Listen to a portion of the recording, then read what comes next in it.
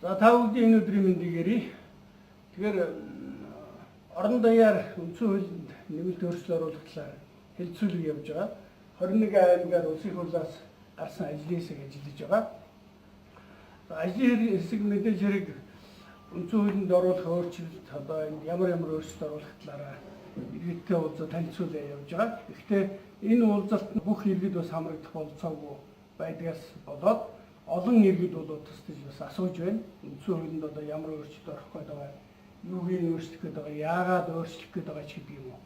Эсвэл одоо тодорхой одоо өөрчлөлтүүдийн саналуудтай санал нийлэхгүй, эсвэл бас өөрсдийн нь хувьд бол тодорхой санал байдаг ийм учраас аль болохоор одоо олон нийтэд илүү одоо үндсэн хуулийнхаа энэ мөн чанарыг ойлгох. Тэр тусмаа их олон иргэд бол ер нь үндсэн хуулийг ямар юм байдаг, үндсэн хуулиа ерөөсөө үзэж хараагүй тийм ээ. Энэ дотроо ямар утга агуулгатай, ямар хуу юм байдаг. Энэ нь яагаад ямар төвийн шаардлагаар одоо өөрчлөх гэдэг гэдэг. Энэ талаар асууж байна.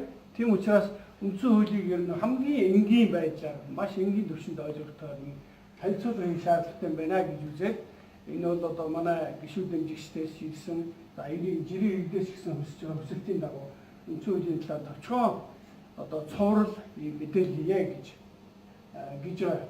Тэгэхээр Монгол улс бол үндсэн хуулийн сайхан уламжилтай.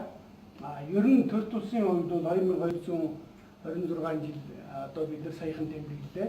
Тэгэхээр энэ их урт хугацаанд бол бүх үе шатндаа манайх төр улсаа зохицуулсан ийм одоо хуулиудтай явж ирсэн. Энэ талаар бол мөн болоод одоо бичвэрийн төсөөлжүүдийн за хэзээ Чингис хааны үед бол төр төсний маш сайн зохион байгуулалттай байсан. За ингээд түүний дараагийн одоо бага хаадын үе гээд сүүлд нь одоо автономи төвийн төр засгийн зохицуулалт байсан. За үүний дараа бол энэ шинэ үеийн түүх гэвэл одоо 1924 оноос одоо анхны бүлээн тулсан үндсэн хууль батлагдсан. Ингээд 1940 он бол хөдөө аж ахуйн үйлдвэрийн орн болох, 1960 он бол үйлдвэр хөдөө аж ахуйн орн болох гэсэн ийм том их нийгэм эдийн засгийн том зорилттой ийм үндсэн хуулиудтай байж байгаа. 1992 он одоо арчилсан өөрчлөлтийн үдүнд парламентын засаглалтаа бүлээн тулсан үндсэн хуулиа баталсан. За энэ хууль маань бол дотроо 6 бүлэгтэй 70 зүйлтэй ийм хууль байдаг. За үзээгүй улсууд бол ерөнхийдөө үндсэн хууль бол нэг иймэрхүү хэмжээтэй. За зузаанаараа нэг иймэрхүү. За энэ дотроо бол 6 бүлэгтэй. Энэ 6 бүлэг нь удирдгал. За удирдгалын дараа бол Монгол Улсын бүрэн эрхт байдал гэсэн энэ бол нэгээс одоо 13 дугаар зүйл. За 13-аас 19 дугаар зүйл нь хүний эрх чөлөөний бүлэгтэй. 20 дугаар бүлгээс эхлээд 56 дугаар зүйл хүртэл 20 дугаар зүйлээс энэ бол зөвхөн одоо Монгол Улсын төрийн байгуулалттай холбоотой хэсэг. За 57-оос 63 хүртэл Монгол Улсын засаг захиргааны нутаг дэвсгэрийн нэгж түүний удирдлагын тухай хэсэг.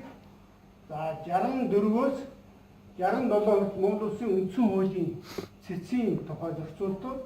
За үүнээс хойш Монгол Улсын үндсэн хуулинд нэмэлт өөрчлөлт оруулах тухай ийм зүйл заалтууд орсон энэ 70 зүйлтэй ийм одоо бүтцтэй хууль байгаа. Тэгэхээр ер нь бол ихэнх улсуудын үндсэн хууль бол ерөнхийдөө ийм зүйлүүдийг бол бас багтаасан байдаг.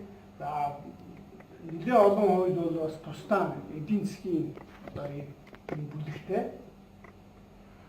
За мөн одоо хяналт шалгалтын байгууллагын талаар бас оруулсан ийм одоо үндсэн хууль байдаг. За ер нь бол үндсэн хуулийн онол талаас бол дэлхийн ихэнх орнууд бол үндсэн хуулийг ерөнхийдөө засаглалын салаа мөчрийг одоо их илүү тэнцвэртэйгээр дээрэс нь чиг үүргийн нарийн хуваарлсан байна. Өөрөөр хэлбэл улс орны одоо авч явах энэ суур хуулиудыг хууль тогтоодог байгууллага байх ёстой. За энэ хууль тогтоодог байгууллагын гаргасан хуулийг хэрэгжүүлдэг, хяналт тавьдаг ийм байгууллага нь бол бие даасан тусдаа ийм одоо гүйцэтгэх засаглал гэдэг ийм байгууллага байх ёстой. За тэрийг энэ гүйцэтгэх засаглал болоод ер нь одоо улсын хэмжээнд энэ хууль хэрэгжиж байгаа эсхийг хяналт шалгадаг ийм шүүх гэсэн өөрөөр хэлбэл хууль тогтоох гүйцэтгэх шүүх гэсэн ийм 3 одоо салаан мөчөртэй байна. Энэ нь тус тусдаа чиглүүлэлттэй байна. Дээрээс нь харьцангуйгаар харилцан одоо уялдаатай харилцан тэнцвэртэй байна гэсэн ийм онол дээр ихэнх улсуудын үндсэн хууль бол өнгөрсөн зууны хүртэл одоо ингэж бүтээгдэж ирсэн. За манайхаар бол ойлгоход бол хууль тогтоох гэдэг нь бол улсын их хурал. За гүйцэтгэх засаглал гэдэг нь бол ерөнхийлөгч засгийн газар хоёр нь бол гүйцэтгэх засаглал, шүүх засаглал гэдэг нь үндсэн хуулийн цэцүүд бөгөөд улсын дээд шүүх гэх шатны одоо шүүх засаглалаа оруулдаг. Ийм тогтолцоотой. Гэтэл манай одоо өнөөдрийн үндсэн хуулийн үйлчлэлээр юу болж юм гэхээр за хууль тогтоох засаглал маань бол яхаар улсын их хурал хэвээрээ гүйцэтгэх засаглал гэхээр маш эргэлзээтэй гүйцэтгэх засаглалын чиг үүргийг хууль тогтоох байгууллага өөрөө хэлж байна. Ерөнхийлөгч маш бага хэмжээгээр гүйцэтгэх засаглал зөвхөн одоо зарилга гаргах чиглэл өгөх чиглэлээр ингээд гүйцэтгэх засаглалтаа оролцдог. За томилгоонд ёс төдий одоо томилгоонд одоо оролцох. Яг гүйцэтгэх одоо чиг үүрэг бол ерөнхийлөгч баг байхгүй. Учираас ерөнхийлөгч улсын их хурал хоёр хуулиа одоо хууль санаачлагч хууль тогтоох ажилд бол маш идэвхтэй ингэж оролцоод байна. Гэхдээ энэ нь бол одоо шууд ерөнхийлөгчийн чиг үүрэг биш учраас ерөнхийлөгч гүйцэтгэх эрх мэдэл нэгэнд байхгүй тул илүү одоо хууль санаачлах хэрэгээрээ дамжуулаад одоо шүүх засаглалыг байгуулах, прокурорыг байгуулах, авилгатай тэмцэх газрыг байгуулах гэсэн энэ одоо хүчний байгууллагуудыг байгуулах, ялангуяа удирдлагуудын томдох энэ ажлыг бол үеийн ерөнхийлөгч нар өөр дээр одоо энэ чиг үүрэг болгож ингэж авсан байгаа. За энэ талаас нь харах юм бол гүйцэтгэх засаглалд байх ёстой ерөнхийлөгч маань бараг одоо хяналтын чиг үүрэг гүйцэтгэдэг одоо шалгадаг шүүдэг энэ байгууллагуудтай илүү ажилладаг ийм болчиход байна. Тэгээ энэ бол ерөнхийдөө альч улсад байхгүй ийм их сонин байдал бий болоод нэгэнт нэг эрх мэдлгүй учраас аль болохоор одоо томилсон хүмүүсээрээ дамжиж бусдыг шалгах, хянах гэдэг байдлаар ингэж эрх мэдлийг өөртөө татах гэж оролддог. Гэтэл гүйцэтгэх засаглал нь ерөөсөө ажиллаж чаддаг. Тэгэхээр өнөөдөр үндсэн хуулийг өөрчлөе гэсэн энэ санаачлал нь ер нь ажиллаж чаддаг, хийж чаддаг ийм одоо гүйцэтгэх засаглалтай болох шаардлага бол юу юунаас илүү чухал байна гэсээс үүдээд энэ асуудлууд гарч ирсэн байгаа. Тэгэхээр одоо Монгол Үндэсний ардчсан намаас одоо санал болгож байгаа энэ одоо загвар бол илүүтэй одоо манай иргэд сонгогчд илүү анхаарах хэрэгтэй. За сонгогдохоор хууль тогтоох гүйцэтгэх шүүх эрх мэдэл гэдэг бол яагаахгүй энэ гүйцэтгэх эрх мэдэл гэдэг дээр нь ерөнхийлөгчийг илүү холбож өгч урагшаа хардаг, боддог, төлөвлөдөг, гүйцэтгэж чаддаг ийм ерөнхийлөгч засгийн газар хоёулаа нэг баг байх юм бол улс орны хөгжид бол маш тустай байдгийг бол олон орны хөгжлийн туршлага бол харуулж байгаа. За харин ерөнхийлөгчийн хууль санаачилдаг энэ бүгдийг бол ерөнхийдөө байхгүй болох нь зөв юм байна.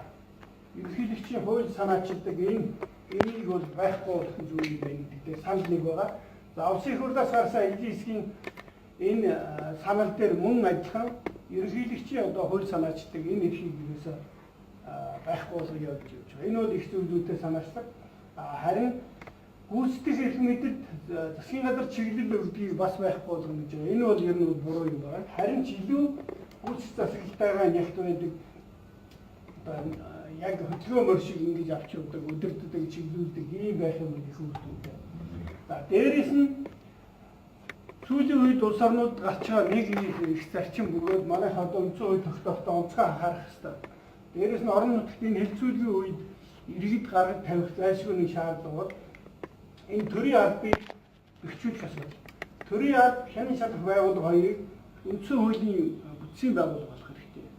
Яг тэгэхээр хууль тогтоочоод за тэрний дагуу гүйцэтгэх засаглал эрх мэдлээ хэрэгжүүлэхдээ хэтэрхий одоо улс төрийн намаас хараатай, хэтэрхий хувийн шинжтэй одоо юу гэдэг хамаатан садан гэдэг юм уу, найз нөхөд нам тал нутаг нуух гэсэн ийм байдлаар одоо төрийн албаны томилгоонууд их явуулж байгаа учраас энийг бие даасан байх гэдэг энэ асуудал бол зөвхөн Монголд биш их олон улс орнд энэ бол их эмзэг асуудал болсон байна.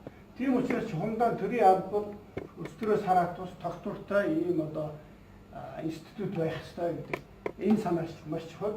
За хоёрдугаар нэг юм нь за энэ санаачлал бол одоо энэ их хурлын гаргасан төслүүд дотор явж байгаа. За хоёрдугаар бас нэг одоо их хурлын ажлын хэсгийн танилцуулж явж байгаа нэг одоо өөрчлөлт хянан шалах байгууллагыг үндсэн хуулинд оруулах. Үндсэн хуулийн бүтцийн байгууллага. Одоо хянах шалах үүргийг бол үндэсний аудитын газар хийж байгаа. Харамсалтай нь ясан нам томилдог учраас хэнийг шалах уу гэдэг нь намын даалгавраар, хэнийг шалахгүй байх уу гэдэг бас намын даалгавраар. Тэгээ энэ бол их буруу. Бусад орнд ч гэсэн яг харахгүй гүйцэх засаглалын болоод ер нь улс орны хэмжээнд явж байгаа юмыг засаж залруулах нэг ийм байгууллага байх хэрэгтэй. Хянаж засдаг. Тэгэхгүйгээр шууд одоо шүүх гэдэг юм уу эсвэл цагдаа өрдөн байцаах за прокурорын байгууллага АТ-гээд ингээд шүүгддэг байх бол өөрөө маш эрсдэлтэй бөгөөд засах одоо сайжруулах өссөн зэргийг хийм боломжгүй байна. Тийм учраас ийм хяндаг шалгадаг ийм дундын байгууллага зайлшгүй байх юм байх нь зөв юм байна гэдэг ийм чиглэл сүүлийн үед их гарч байгаа. Энэ бол одоо Азийн загвар хийж явдаг. Тэгэхээр энэ байгууллага бол онцгой чухал юм аа. Энийг одоо эсэргүүцэж байгаа улсууд нь нөгөө 30 оны шиг одоо ардын хянах шалгахаараа гээд тэгээд тусад нь одоо хэн шалгадаг их хүчтэй юм байгууллага байна гэж ойлгоо. Энэ бол тийм биш.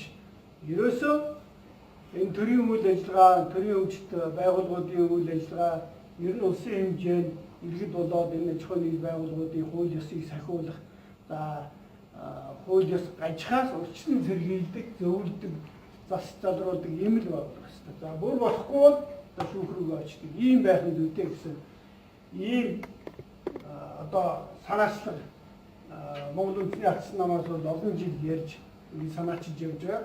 За үндсэн хуулинд бол одоо энэ удаад бол энэ хоёр санаачлал явж байгаа учраас ард иргэд бол энийг маш сайн ойлгож бас дэмжих тал руу ажилламаар байгаамаа. Яагаад гэхээр манай үндсэн хуулийн энэ бүтцээс чиглэсэн харах юм бол гол хэсэг нь бол за бүрэн эрхт байдал. Энэ бол Тэтгэдэг улс орныхоо бүрэн эрхт байдлыг яаж хангах вэ гэдэг харцаг. За хүний эрх чөлөөний асуудал бол нэг чухал хэсэг. Гэхдээ Монгол улсын төрийн байгууллага гэдэг бол үндсэн хуулийн энэ 70 зүйлийн чинь 36 зүйл буюу одоо 50-аас дээш хувь нь зөвхөн төрийн байгууллагатай холбоотой байна. Яагаад тэгэхээр энэ төр тулсын бүхэл ахуй амьдрал, нийгэм, соёл, урлаг, эдийн засаг ялангуяа ахуй амьдрал энэ бүгдийг дээрээс нь энэ тусгаарлалтын бүрэн эрхт байдлыг чинь энэ хүний эрхийг чинь хангуулдаг цорын ганц байгууллага нь өөрөө ард түмнээс одоо эрх авсан энэ төрийн байгууллага. Тэгэхээр энэ төрийн байгууллага өөрөө зөв байх нь улс орны хөгжлийн одоо хамгийн чухал одоо хөдөлгөгч хүч болдог. Тийм учраас өнөөдөр эхлэхдээ би энэ төрийн байгууллагатай холбоотой хэсэгт нь онцгой анхаарч энэ мэдээллийг өглөө. За дараагийн суурлаар бол за өнөөдөр хуулинд ямар хөө заалт байгаа энийг одоо нэмэлтээр яаж өөрчлөх гэж байгаа бэ гэдэг ингээд яг бүлэг бүлгээр нь одоо хүний эрхтэй хэсэг дээр нь ямар хөө юм байх вэ? Бусад бүлгүүд дээр ямар зүйл заалт байна? За улсын их хурлаас санал болгож байгаа энэ зүйл заалтууд нь ямар байгаа, ямар утга агуулгатай, энэний ач холбогдол нь юу юм? Яагаад өөрчлөх болсон? Дээрээс нь ер нь яг ингэж өөрчлөх нь зөв үү буруу юу гэдэг сэдвээр тогтож ярина. Баярлалаа.